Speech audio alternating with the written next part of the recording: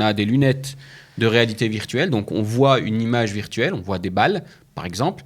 On peut prendre une balle virtuelle et sentir la balle. Imaginez des tas et des tas de sensations.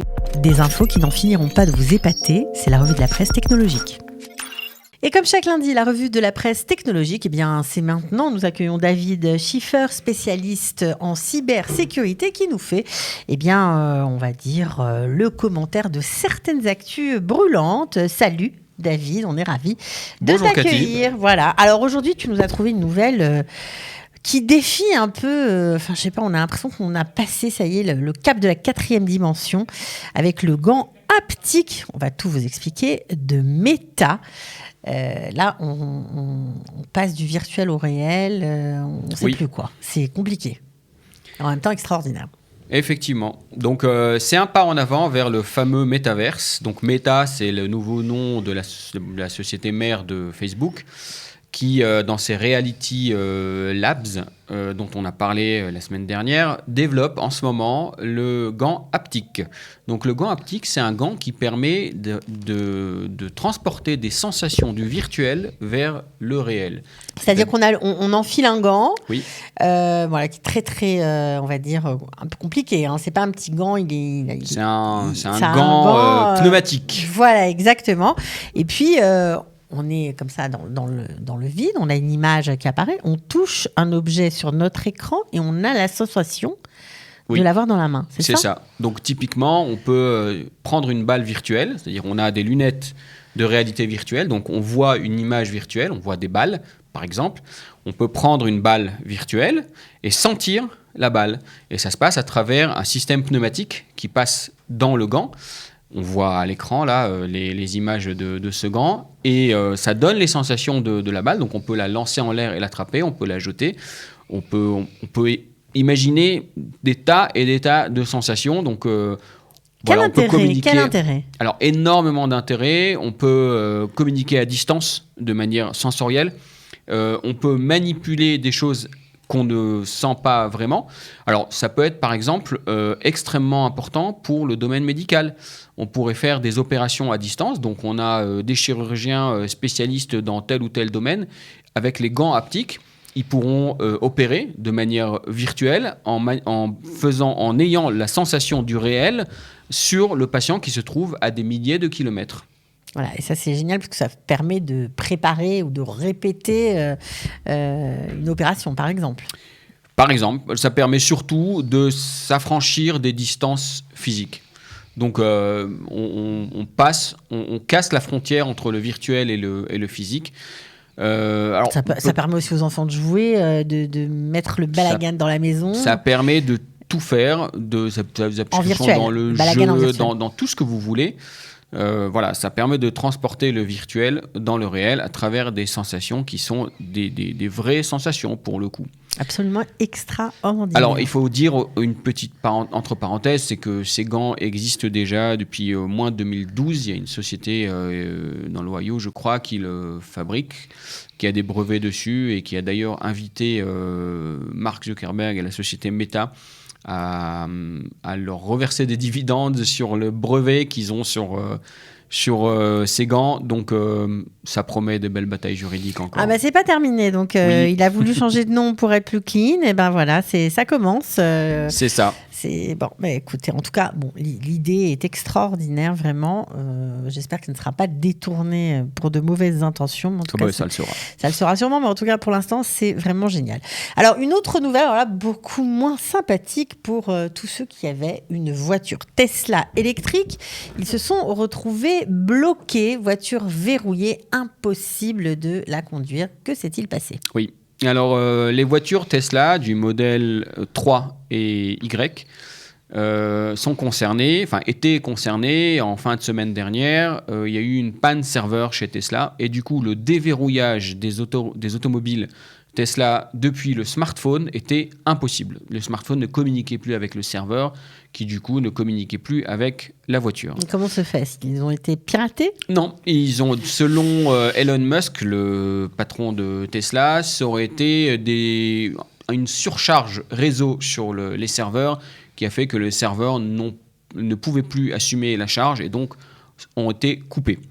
Alors, ça a affecté uniquement les propriétaires de voitures qui n'ont pas d'autres solutions de déverrouillage comme le porte-clés électronique qui communique directement avec la voiture, et c'est quand même beaucoup d'utilisateurs, donc c'est une panne quand même très très très embêtante qui, pour ramener à notre premier sujet du métaverse, montre un peu les limites de tout ce qui est communication worldwide. Il suffit qu'il y ait un petit caillou quelque part et plus rien ne fonctionne. Donc un gros désagrément pour les utilisateurs Tesla.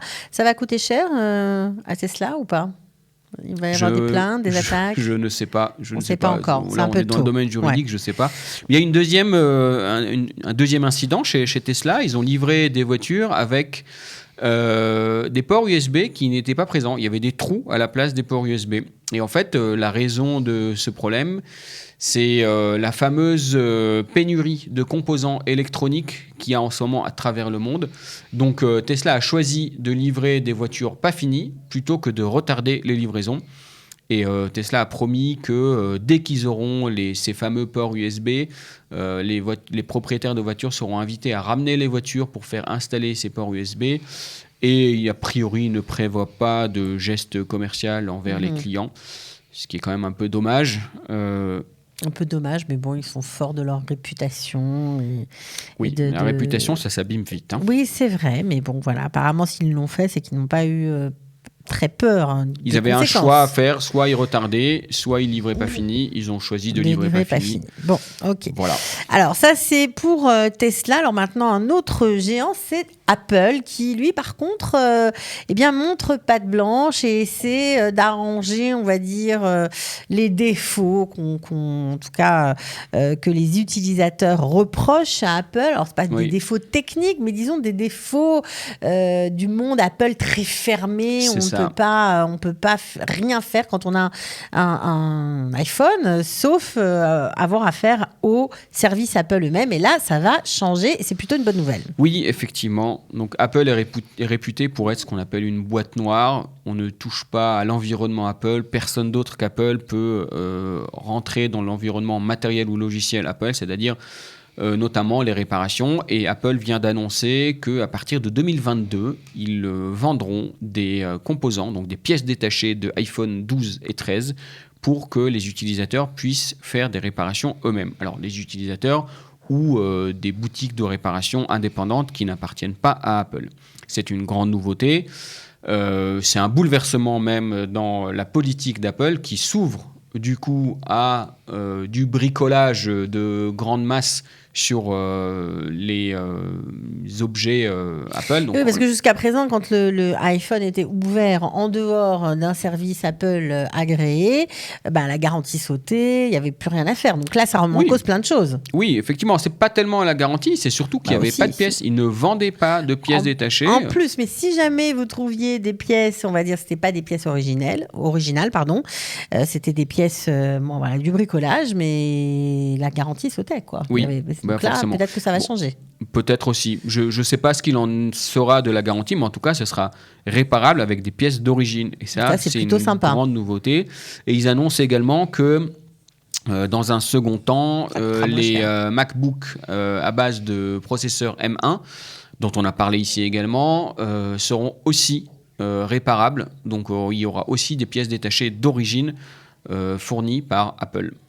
Ok, bon, ça plutôt une bonne nouvelle. Oui. Alors maintenant, pour terminer, il y a une petite nouvelle que j'ai trouvée moi personnellement très sympathique, qui a trait à Instagram. Instagram lance le Rage Check. Oui. Voilà. Alors, on va expliquer tout de suite ce que c'est, mais je trouve que ça va très très bien avec ce réseau. C'est tout à fait branché et je trouve ça vraiment sympa. Oui, effectivement, on peut dire que c'est un coup de communication. Lorsque vous avez un bug sur Instagram et qui ne marche pas, en général, le geste, c'est on s'énerve et on secoue le téléphone et on essaye de... c'est exactement ce qu'ils ont fait chez Instagram. C'est-à-dire que quand l'application Instagram ne marche pas, vous secourez le téléphone pour dire « Oh là là, mais qu'est-ce qui se passe là ?»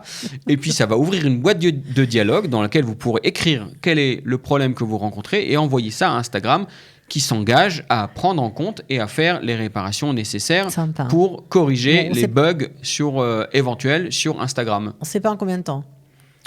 Non, c'est pas précisé. Non, forcément, Bon, c'est un coup de com'. En tout cas, c'est un joli coup de pub. Ouais. Voilà, c'est un coup de com' pour dire, on laissera exprimer votre rage envers l'application lorsqu'elle ne marche pas.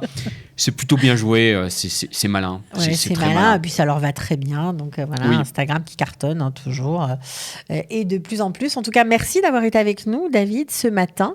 On se retrouve la semaine prochaine pour une nouvelle revue de la presse technologique. Avec grand plaisir. Merci m'avoir accueilli ici. Mais pas de problème. Et bonne semaine plaisir. à toi et bonne semaine à vous. Et bonne semaine à tous, exact. Ciao. Au revoir. Des infos qui n'en finiront pas de vous épater, c'est la revue de la presse technologique.